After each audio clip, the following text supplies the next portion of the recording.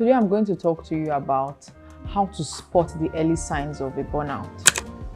I know a lot of high achievers, a lot of executives neglect this aspect to our well-being. Whether or not you're experiencing burnout, we're going to discuss that in detail today. Hi, my name is Judith and I'm a psychologist and a well-being coach. I work with high achieving professionals and executives to identify the well-being gaps in their lives and help them fix it. If you'd like to work with me on a personal level, you can apply through my executive well-being partnership. More details about that in the link below. Now let's get right into this video. A lot of times when we experience burnout, we ignore the signs. They're usually signs our body tells us, our life tells us. There are things we can track that we can mitigate for early on. And that's exactly what we're going to focus on today. The first red flag that you might be burnt out is emotional exhaustion. This is when you are constantly tired. You go to rest, you go to bed, but you wake up still feeling exhausted. For some reason, you don't feel well rested. There's just that unending fatigue. No matter how much you sleep, no matter how much rest you think you are getting, for some reason, the rest is just not as qualitative as you would expect that it is or that it should be. Because when you wake up, you don't feel recharged. You don't feel refreshed. You don't feel rejuvenated. For you, it might be that you are currently in a state where you just keep saying, oh, it's just a tough season. I'll push through. But a day has gone, a week has gone, a month has gone, 2 months has gone, 6 months has gone. And where are you? You still feel this exhaustion. You just feel this unending tiredness. What do you really do about this? This is the sign that you might be burnt out. This is one of the signs that you might be burnt out. Burnout doesn't just jump up at us, right? When we experience stress and we don't recover properly, there are so many ways our body, our emotions give us information about how we are coping. Okay? The truth is, when we are faced with stress, we need to find a way to recharge, find a way to recover. But if we don't actually find a way to recover and we move with prolonged stress, what it's going to lead us to is burnout, because we've never given ourselves space to recover. When you notice you constantly feel fatigued, you constantly feel exhausted, you are not excited about anything, there's a chance that you might be burnt out. So ask yourself, when was the last time you woke up feeling excited about your day? If you feel like that's something you can't relate to, or that question is something you can't simply answer, I'm sorry, but let's look into it. Another thing I want you to look at is if you have been irritable lately. If being irritable has become your new normal, so you just snap at anybody, anytime, anywhere. You don't have filters to it. At this point, you just feel like your patience is running low. This is not to shame you, right? This is not to shame anybody, quite frankly. But this is giving us information, giving us feedback about how we are really coping with stresses and stressors in our lives. Someone does something to you. It might be something minute, something that in the past you just gloss over, or you just simply reprimand the person and let the person fix up, get themselves better. But instead, your reaction was completely out of character, even for you. It's not something you're very used to, and then you start feeling guilty afterwards. It might mean that you are burnt out. It might mean that you've taken a lot and you've not given yourself enough time to heal, to recover, because you do require that. Okay? So this can be a sign that you are burnt out. Just know that mood swings and irritability, these are not just stress. These are your reaction to the stressors in your life, and not the most positive ones. There's a quote that says, you can't outrun your emotions. They will surface at some point, and most times at points when you least expect or least want it to, because they still will come to catch up with us. So wouldn't it be better for us to identify this much earlier on and nip it in the bud? Don't you think so? Another thing we need to look at is if you notice a slow fade in your passion, in your motivation. So things that used to excite you, maybe someone will tell you about a project and you were always so excited about this project. If someone talks to you about it, you are the one to carry it on, you are the one to champion it. And now it just feels like, I can't deal. I'm overwhelmed. Meetings that used to light you up, meetings, conversations, places that you used to be excited about. Now you dread them. You almost feel like you can't wait to get it over with. That drop in your motivation can be a sign that you might be burnt out. That drop in the passion, the excitement you feel in things you used to like doing, in things you used to enjoy doing, it can be a sign of burnout. You might be interpreting this as laziness. You might be interpreting it as lack of passion. You might be interpreting it in whatsoever way. But how about you try to interpret it as prolonged stress that has not been very well managed, as you not giving yourself space to process and to recover as needed. And that sign is you struggle to celebrate your wins. This one might be a little tricky, right? Because for a high achiever, it's very easy for you to always look at, the next thing, the next thing, the next thing you want to do. But when you need to pay attention to this very closely is when a goal you've been working towards, you achieved it and it feels like nothing. You feel numb. You don't feel excitement. You don't feel anything. You're just on to the next. It's not pride. It's not joy. You don't have any emotional attachment to it. Yes, we don't want to be attached to things. Good, all well and blessed.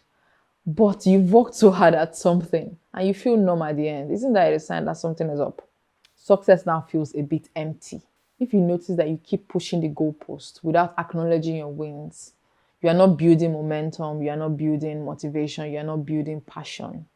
What you are doing is you are burning fuel. You are burning yourself down. And with burnout, right, sometimes when we talk about it, it sounds like such a fallacy, it sounds like such a foreign concept. But you do this to the point where you actually can't do it any longer. And that's where the next point comes in. Physical symptoms that don't add up. So you go to the doctor, you can't sleep, you have insomnia, right? It could be somatization, it could be any kind of illness that just does not have a medical backing. They do all the tests and they see there's no problem. You're feeling pain, you're feeling discomfort, but there's no medical reason as to why you're experiencing these things. You have tight shoulders, you have migraine, you have gut issues, a lot of bowel issues, a lot of stomach issues, irritable bowel syndrome, whatever it is you're experiencing. Insomnia, of course, that's the most common one. Constant headaches, that's the most common types, right? And then there's no reason as to why. So you just manage with, some kind of supplement, some kind of painkiller. Your body is keeping the score. And if you don't manage it, you will have to get to a breakdown before you pay attention to it. So burnout is not a joke. It's not. And that's why high achievers, executives, people who lead great things, do great things, make high impact, have to also pay attention to their own health and well-being. You are not just good for the tasks that you're able to achieve. You're not just good for the things that you are able to get done. You're also good to be accountable to yourself and be the best version of yourself. So I'm going to tell you to do something. I want you to start observing yourself, right? Emotionally, observing yourself physically. When you notice symptoms, signs that things might not all be right, pay attention to it and seek the appropriate help. Don't neglect it. Don't feel like, it's just, one of those things. I'm going to recover. Let me give it a week. Let me give it a month. No, get the professional care that you need. Ask yourself, is my body trying to say something? I've been irritable lately. Is something going on? I yelled at that person for no just cause. Is something else happening? I've been noticing unnecessary weakness, fatigue. What's going on with me? Another sign that you might be burnt out is if you struggle with decisions. You struggle with focus. Your mind is foggy. To make a simple decision, it feels very paralyzing. You have to ruminate and ruminate and ruminate, and you don't even know what on earth are we even doing here. It's taking you so long to even process something, let alone make the decision that you know you need to make. You start doubting your instincts and you're not able to put a pin on anything. That could be a sign that you're burnt out. It could be as simple as an email. You are rewriting this email, something that would have taken you just 2 to 5 minutes. You are spending 30 minutes doing it. And this can now cause you to struggle with your clarity, with your confidence. And you know what that means as a professional. You know what that means as an executive. You know what that means as a leader. Second guessing yourself, questioning yourself. Do we need to get that far? Or do we need to identify early and nip things in the bud? Ask yourself. Let me give you one last thing to look at again. If you find that you distance yourself from loved ones, from people in general, you just feel like you just want to be by yourself. What's the point of interacting? What on earth am I interacting for? You tell yourself, oh, I'm just busy. They will understand. But this distance is growing. And I need you to understand that stress actually thrives in isolation. You canceled the family dinner. You wanted to host something, you canceled it. You decided, oh, I'm not going to host a birthday party. Yes, maybe not a birthday party. Oh, people wanted to just come visit you. You canceled, you told them you will not be available because you don't know how you're feeling. You just feel on edge. Just know this, emotional burnout, it loves isolation. When we don't allow ourselves to recover the right way, we start to push things away from us, feeling like, oh, we need space. I just need space. I need to process all of this. But even if you take the space in the world, all the space in the world, and you don't process the right way, you won't get anywhere. So please, let's try not to sacrifice too much. Let's not sacrifice our relationships. Let's not sacrifice our physical health, our emotional health, our mental health, all because we did not pay attention to the fact that we are getting burnt out and then take care of ourselves the right way we need to. It can mean that you are now more resentful. Of course, when you're irritable, it's only a matter of time before you become resentful. It's only a matter of time before people even want to distance themselves from you. So you don't even have to do it. They will do it for you. So you have to pay attention to this. If you notice that you have been resentful lately, ask yourself, am I frustrated because of others? Am I frustrated because people are triggering me? Because people around me are just not doing what they need to get done? Or because I've not allowed myself to heal, to recharge, to reconnect? Ask yourself that question and make sure you're answering very honestly. And please write in the comment section whatever comes up for you. It helps every other person to feel less isolated in this kind of experience. So let's try to stop insisting that we are okay when we are not. Let's try to stop showing up, forcing ourselves to show up when the body is already telling us we need to rest, we need to relax, we need to recover. If you are burnt out, please recharge. And don't even wait till you get to the point of burnout. When you notice that things you used to enjoy just are disgusting to you, they are dissatisfying to you, you don't enjoy them anymore. People you used to love being around, projects you used to love to try, things you were curious about, excited about, no longer excite you. Ask yourself what's going on. And then if you now start having physical symptoms, please let's not wait for it to escalate, okay? Let's try as much as possible to catch this early. And that's why I'm making this video. Because a lot of us are guilty of this. So please, let's catch ourselves very early and solve for it as quickly as possible. And how can you solve for it as quickly as possible? Sometimes you need to slow down.